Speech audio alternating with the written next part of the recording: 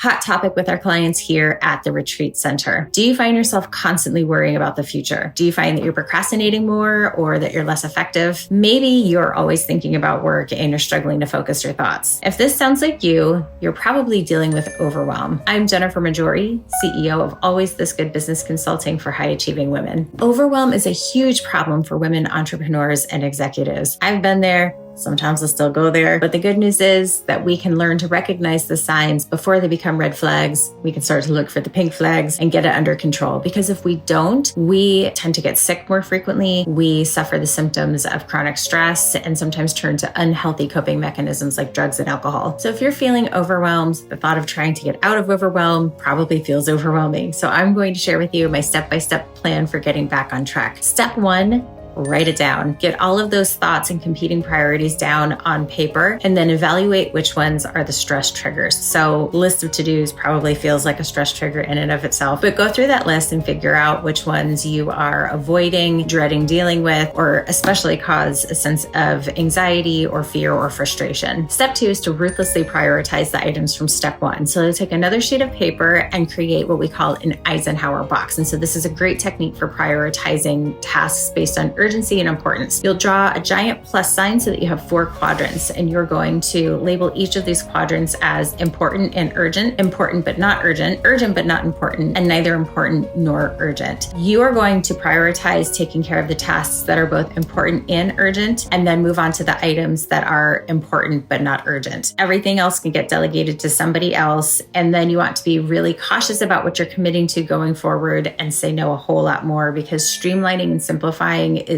critical to getting out of overwhelm. Speaking of delegating, my clients make fun of me because I tell them this all the time. Delegate, delegate, delegate. If it's not the highest and best use of your time, you shouldn't be doing it. If you don't love doing it and you're not good at it, and give it to somebody else. That could be an employee, that could be a contractor, or if it's a recurring item within your business related to things like customer service, project management, or marketing, you could even automate it using platforms like Zapier or IFTTT. If you're not good at it and you don't like it, don't do it anymore. Step 4 is to move from time management to time mastery. If it's been a while since you've evaluated your calendar, take a look at what's working and what's not. If you're feeling like you're always running out of time or your deadlines are too tight, it could be that you are filling up your days with meetings rather than giving yourself time to work on tasks or projects. Try to batch like items. So for example, if you have an important email to write, you're working on a blog post or an article or social media content, try to batch all of those items together in one afternoon, because it's easier than switching gears. Last but most importantly, make time for yourself. That could be time for self-care. That could be time for connecting with someone if you feel like your relationships have been suffering, and it could be time to just do nothing. We get creatively tapped when we're going. So just that time to slow down and think creatively and think deeply can be very, very valuable. Step 5 is to start thinking about how you can incorporate wellness throughout your day. We don't want to only reach for those self-care tools and techniques after we've gone over the edge. Remember, we're looking to start recognizing the pink flags before they're red flags, and to have those tools and techniques handy for short self-care breaks throughout the day. So for example, I have this heat pack that I keep in my desk so I can throw it in the microwave. I have this fantastic headache roller.